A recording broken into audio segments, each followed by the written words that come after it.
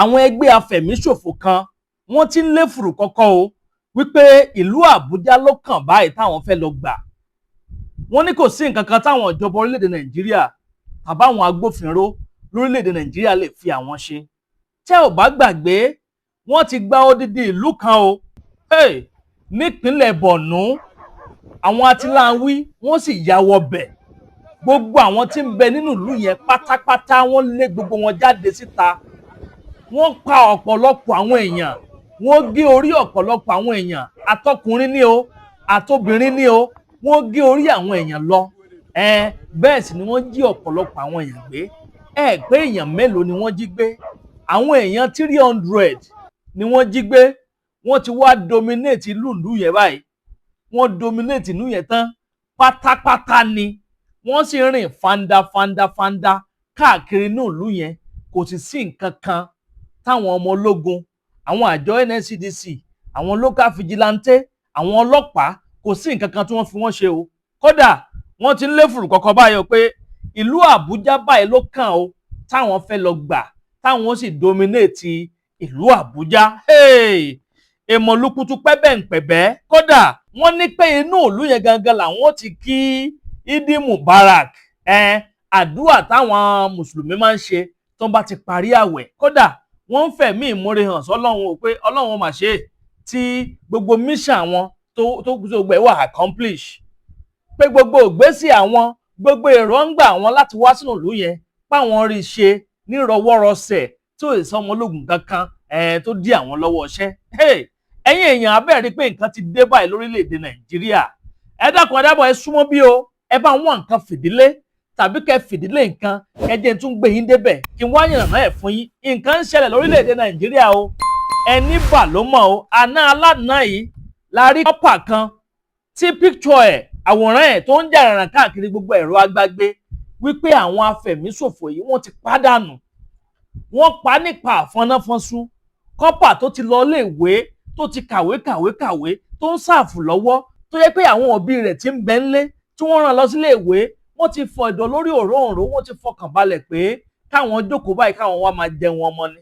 Torí nígbà tí èèyàn bá ti kàwé tán tó ti lọ ṣàfù, the next thing ni kó máa wáṣẹ́ káàkiri, bó dẹ̀ ṣe ríṣẹ́ báyìí kó máa iṣẹ́ kó máa powó wọlé, kó sì máa send owó sáwọn òbí ńlé. Àmọ́ lórí ọ̀rọ̀ ti ọ̀gbẹ́ni yìí kò máa rí bẹ́ẹ̀ fún un. Ẹ̀yin èèyàn, wọ́n fi ẹ̀mí rẹ̀ wọ́n fi ṣòfò dànù ni.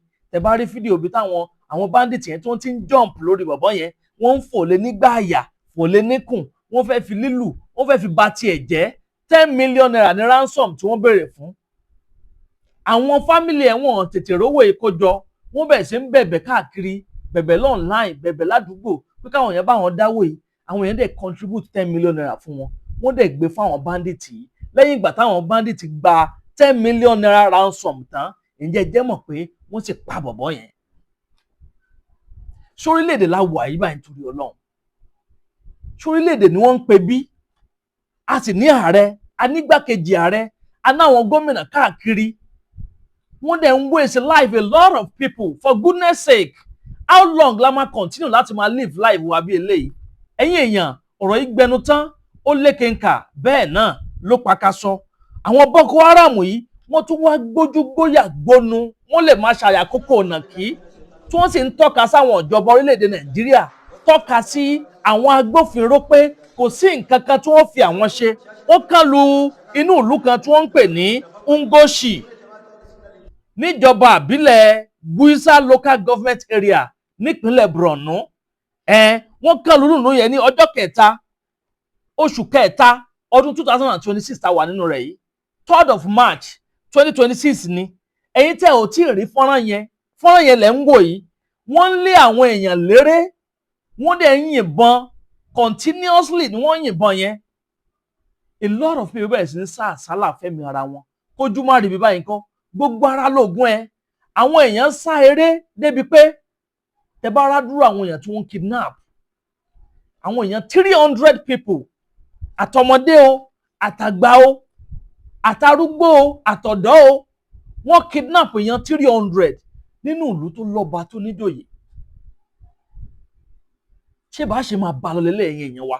Ẹ jẹ́ darapọ̀ ní abala àríwú tí kẹ́ bá mi comment, kẹ́ máa like, kẹ́ sì máa bá mi pín fọ́nrán yìí káàkiri lógúnlógún lọ́gbọ̀nlọ́gbọ̀n. Tẹ́ ò bá gbàgbé mo jáde ṣe program kan lánàá níbi tí mo ti fi fọ́nrán yẹn hàn yín, gbogbo àwọn tó yọrí bọ́ tí wọn kì í ṣe lára àwọn victims táwọn afẹ̀míṣòfò tí wọ́n abduct ní ọjọ́ tá à ń wí yìí, gbogbo wọ́n sá àsárà lọ sí ìlú kan tó ń pè ní Pókà. Ibẹ̀ ni gbogbo wọn wà lánàá. Ẹ̀yin tẹ́tí gbàgbé fọ́nrán yẹn, fídíò yẹn lẹ̀ ń wò nsàlẹ̀ fọ́nrán yìí, fídíò yẹn lẹ̀ ń wò yẹn. Bí gbogbo wọn ṣe pọ̀ lọ bí ọlá Ọlọ́run, bó ṣe pọ̀ lọ ṣúwa. Àwọn ilé báyìí tẹ́ ń wò yìí o, wọn ò nílé lórí mọ́. Gbogbo ilé tí wọ́n ti kọ́ sínú ìlú wọn, wọ́n ti lé gbogbo wọn jáde kúrò ńbẹ̀. Wọn ò tẹ́rù tí wọ́n lè dúró ni lójú ìbọn, lójú AK-47 rifles. Wọn ò tẹ́rù tó lè dúró mọ́. Gbogbo wọn pátápátá wọ́n kúrò lẹ́ environment yẹn completely. Ẹ wá gbogbo wọn báyìí, wọ́n ń ráre káàkiri, wọ́n dẹni tí ò nílé mọ́. Ọ̀pọ̀lọpọ̀ wọn ti pàdánù ọkọ, wọ́n ti pàdánù ọmọ, wọ́n ti pàdánù ìyàwó, ẹbí ará, ojúlùmọ̀. Ìgbà tó ti abducted about 300 people lọ nínú ìlú kan. A ní ààrẹ lórílẹ̀‐èdè yìí, a ní ààrẹ lórílẹ̀‐èdè Nàìjíríà. Ọ̀rọ̀ ètò ìdìbò ọdún 2027 ni gbogbo wọn ń bá káàkiri. Ẹ wo state tá a wà báyìí lórílẹ̀‐èdè Nàìjíríà yìí. Ẹ wo báwọn yẹn ṣe ń pààyàn, bó ṣe ń pààyàn lọ́tún tí wọ́n ń pààyàn lọ́sì. Ẹ gbọ́ náà, àwọn ọmọ ológun Amẹ́ríkà tí wọ́n ń wọlé, kí ni ojúṣe wọn tí wọ́n ń ṣiṣẹ́ ṣá? Because èmi ò mọ kókó báyìí láti ìgbà tó ń sọ pé àwọn ti wọlé, wọ́n kó 200 US troop wọlé, wọ́n kó 200 wọlé, wọ́n kó 300 wọlé, wọ́n kó ohun ìjà ogun wọlé, wọ́n kó gbá káwo wọlé. Síbẹ̀síbẹ̀ náà ojoojúmọ́ ni wọ́n ń pa àwọn èèyàn, ni wọ́n ń jí àwọn èèyàn gbé lórílẹ̀‐èdè Nàìjíríà. Àwọn ilé báyìí wọ́n gbójú gbóyà gbónu, wọ́n ń ṣàyàkókò ọ̀nà kí wọ́n sọ pé ibẹ̀ gangan làwọn ó ti ṣe Edibu Mubarak. Àwẹ̀ òfò tí wọ́n ń gbà tí wọ́n ń fẹ̀mí ọ̀pọ̀lọpọ̀ àwọn èèyàn tí wọ́n fi ń ṣòfò dànù. Ṣáwẹ̀ nìyẹn nítorí Ọlọ́run? Bẹ́ẹ̀ ni wọ́n sọ pé wọ́n lọ accuse pastor ṣé Bishop Emmanuel àbí kí lorúkọ pastor tó kàn wá ń sin àwọn èèyàn tí wọ́n ti pa ní Òkè Ọya lọ́hùn. Wọ́n ní bàbá yẹn lẹ́nu ọjọ́ mẹ́ta yìí ó sọ wípé blood sucking demo ní Allah fún ó state reason. Ó nítorí pé kí ni, ó ní gbogbo àwọn agbénipa yìí, àwọn bandit agbésùmọ̀mí yìí, pé tí wọ́n bá ti fẹ́ pa anybody wọ́n máa ṣe Allahu Akbar, Allahu Akbar ní gbogbo wọn ń ṣe ní gbogbo àkókò gbà tí wọ́n bá ti fẹ́ fẹ̀mí àwọn èèyàn ṣòfò. Ó ní tó túmọ̀ sí pé ó ní Allah yẹn o pé blood sucking demo ni, blood sucking demo. Àwọn àfáà tó kù wọn dẹ̀ rí kankan ṣe sírò àwọn statement báyẹn. Tẹ́lómi bá sọ orú nǹkan báyẹn nínú ìlú, wọ́n sáré lọ gbé nìyẹn, wọ́n sáré lọ arrest ẹ̀. Wọ́n sáré lọ arrest ẹ̀. Àwọn bandit tí wọ́n forúkọ Allah tí wọ́n fi ń pa àwọn èèyàn dànù, tí wọ́n ṣe Allahu Akbar, Allahu kìíní kan ní gbogbo ìgbà tí wọ́n bá ti fẹ́ pa àwọn èèyàn. Àwọn mùsùlùmí ò rí nǹkan kan ṣe sírù nǹkan báyẹn, wọn ò rí gbégbésẹ̀ kankan, wọn ò rí gbé lórí ọ̀rọ̀ yẹn. Àwọn agbésùmọ̀mí náà ni wọ́n ń sọ ìsọkúsọ lẹ́nu báyìí wípé wọ́n ní kódà wọ́n ní pé bẹ́ẹ̀ gangan làwọn ó ti ṣàdúrà pé ojú gbangba sì làwọn ó ti ṣàdúrà yẹn, ìta gbangba báyìí nínú ìlú. Wọ́n tún wá ń léfùrù kọ́kọ́ pé ìlú yẹn o tí wọ́n ń pè ní Ngoshe o, àwọn máa change orúkọ ìlú yẹn, àwọn máa yí orúkọ ìlú yẹn, àwọn máa yí padà sórúkọ ti tàwọn, orúkọ táwọn fẹ́. Wọ́n láwọn ti dominate ìlú yẹn, kò sì sí òmìmì kankan tó lè mì àwọn kúrò nínú ìlú yẹn. Kó má dàbẹ́ ni pé mò ń ro àròsọ, ẹ jẹ́ kí n kà á fún yín. Ọ̀pọ̀lọpọ̀ àwọn ìwé ìròyìn ni wọ́n ti gbé lọ́lọ́kan ọ̀jọ̀kan, kódà ìwé ìròyìn The Punch àwọn náà ti gbé. Fọ́nrán yẹn lẹ́ ń wò yìí o, àwọn bíi 5 ọ̀tọ̀ọ̀tọ̀ ni wọ́n sọ̀rọ̀ tó jẹ́ àwọn bandit tó sọ pé àwọn làwọn wà responsible fún àkọlù tó wáyé ní Ngoshe níjọba ìbílẹ̀ Gwaza ní ọjọ́ kẹta oṣù kẹta ọdún 2026. Now, breaking news. Islamic jihadists claim responsible of massacre, abducting of 300, vow to take over Abuja. Imagine, wọ́n ti ń fà ọ́ báyìí pé àwọn tó fẹ́ lọ take over Abuja pé kò kí ń ṣe ìpínlẹ̀ Bornu nìkan làwọn máa take over o. Àwọn tó fẹ́ lọ take over Abuja. A group of the Islamic jihadists has claimed responsible for the attack on Nigeria, a community in Gwaza local government area of Bornu State, where scores of soldiers and civilians were killed and over 300 abducted on Wednesday night. Ọ̀pọ̀lọpọ̀ àwọn ọmọ ológun lẹ́wà ni wọ́n fi ẹ̀mí wọn ni wọ́n fi ṣòfò dànù.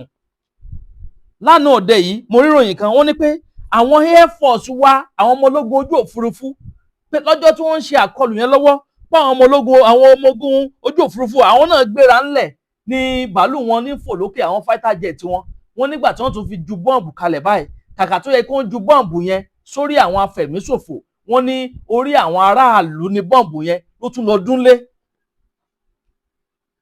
orí wọn ní bọ́ǹbù yẹn tún lọ jábọ́lé lórí. Why on earth ṣáà ní equipment for goodness sake? Iran àti Israel ni wọ́n ń jà lọ́wọ́ báyìí ẹ wo onírúurú àwọn missiles tí wọ́n rán káàkiri tí wọ́n ránṣẹ́ ẹ wo onírúurú àwọn missiles tí wọ́n rán from one country to another inú ìlú tiwa lásánlàsàn lélẹ́yìí káàtó káwọ́ àwọn afẹ̀míṣòfò àlè waste tí gbogbo wọn dànù ṣé kò sí equipment ni a ná ọ̀pọ̀lọpọ̀ resources lórílẹ̀‐èdè yìí for goodness sake kí ló dé tí wọ́n lè ra àwọn weapon kan fi clear gbogbo àwọn people yìí dànù àbí ṣe nǹkan mi ń bẹnu ọ̀rọ̀ yìí ni. Èèyàn mi ẹ jẹ́ darapọ̀ ní abala àríwúsí kẹ́ bá mi comment kẹ́ máa like kẹ́ sì máa bá mi pín fọ́nrán yìí káàkiri lógúnlógún lọ́gbọ̀nlọ́gbọ̀n gẹ́gẹ́ bí mo sọ lẹ́ẹ̀kan pé àwọn ọ̀wé ìròyìn The Punch náà ti gbé.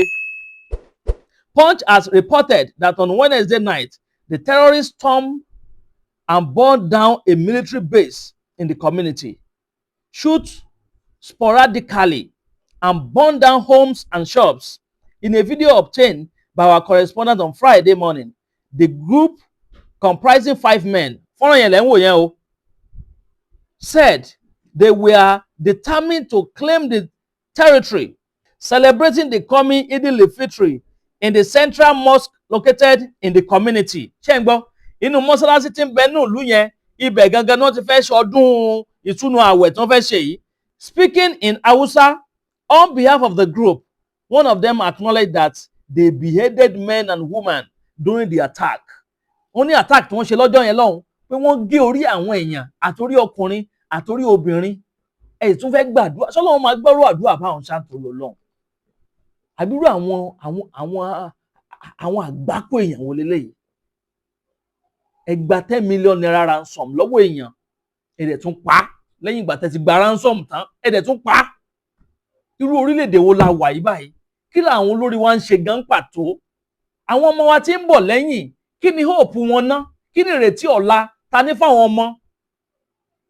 Nígbà tá a bá láwọn olórí tó yẹ kán take responsibility ọ̀pọ̀lọpọ̀ àwọn ìlú orílẹ̀-èdè káàkiri ni wọ́n ń ṣe dáadáa. Kí láǹfààní ká lólórí ná? Tí wọ́n lè ṣojúṣe wọn. Ilé ìburú jáde o. Gbọ́n nǹkan tó ń sọ ni. Wọ́n ní, he said, in the name of Allah, the most merciful and most beneficial, we thank God Almighty for helping us to succeed in our missions in Ngoshe. Wọ́n tún dúpẹ́ lọ́wọ́ Ọlọ́run pé àwọn succeed ní mission àwọn láti pa àwọn èèyàn, láti gé àwọn èèyàn lórí, láti pa àwọn èèyàn lọ nípakúpa, láti abduct àwọn èèyàn. Wọ́n tún fẹ̀mí ìmoore hàn. Today, we are inside the central mosque in Ngoshe. People in this town are saying that we cannot conquer Ngoshe. With the help of God, we have already conquered the town. They also vowed not to stop until they convert all and take over Abuja. Wọ́n ti fẹ́ lọ gba Abuja báyìí. Kọ́nà ọba Èdùmàrè kó máa ṣaláàbọ̀ ẹ̀ lórí wa. Ẹ ní jẹ́ victim o, èmi náà ò ní jẹ́ victim o. Lágbára Ọlọ́run ọba Èdùmàrè, gbogbo àwọn ọmọ wa, ibi tá pẹ̀kadé tata gbòǹgbòdé, àwọn fámìlì wa, a ní ṣe kùngẹ́ àwọn afẹ̀míṣòfò yìí. Ẹ bá ń ṣàmì àdúrà, kẹ̀sì bá ń gbé tọ àdúrà mi. Bó lè ṣe eré lè ṣe èèyàn mi, ẹ jẹ́ darapọ̀ ní abala àríwúsí.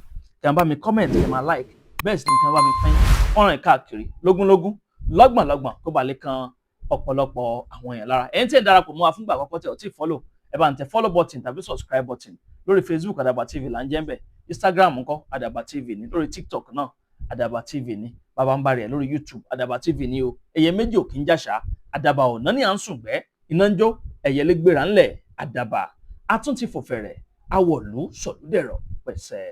Agbe ní gbére pàdé olókun, àdùkò ní gbére pàdé ọlọ́sà, òdìdẹrẹ́ ní gbére pàdé wọn lóde ìwò. Fún ìwọ ọmọkùnrin tí nǹkan rẹ̀ ò ṣe déédéé, ìwọ ọmọkùnrin tí ṣàyàwó rẹ̀ ó ṣẹ̀ṣẹ̀ mọ gbọ́ jìgìjìgì lára lójú lọ mú kára rẹ̀ ó tó le, ìwọ ọmọkùnrin tó ń retí ọmọ bíbí ìwọ ọmọkùnrin tó fẹ́ ṣe nǹkan tó dáa láyé pẹ̀lú aya rẹ tí ìfàyàlòyà tí ó fi di nǹkan tó dáa, ìwọ tátọ̀ rẹ ń sàn tí ò kí tó láti dọmọ, ìwọ ọkùnrin tára rẹ ò le, ìwọ ọkùnrin ṣẹ̀ẹ̀kan dìde, ìwọ ọkùnrin tátàn rẹ ò dúró déédéé, ìwọ ọkùnrin tó ń retí ọmọ, ìwọ ọkùnrin tó ṣẹ̀ṣẹ̀ ṣègbéyàwó, ọgbọ́ capable herbal energy capsule ló nílò fún gbogbo àìṣedéédé ara rẹ kó o lè jẹ́rìí sọmọ bíbí àti nǹkan tó dáa láti ṣe.